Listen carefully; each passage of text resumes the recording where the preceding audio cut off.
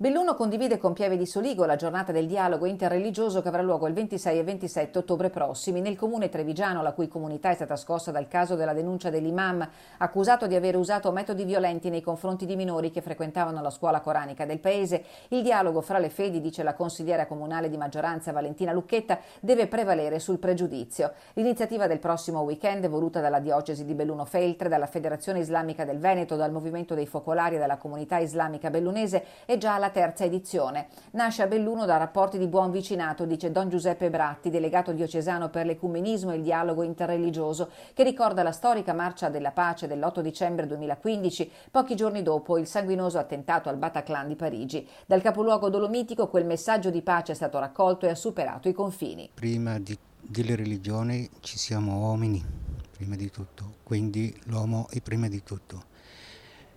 Poi vengono le religioni in maniera di stare insieme con gli altri per fare un percorso unico. Il movimento dei focolari è stato il grembo in cui questo cammino è nato. Il negativo qualche volta provoca un grande positivo e c'è questo dialogo che è cominciato.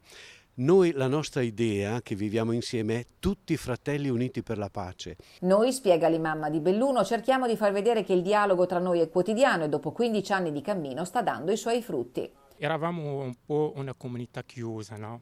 Facciamo la nostra attività dentro, tra noi.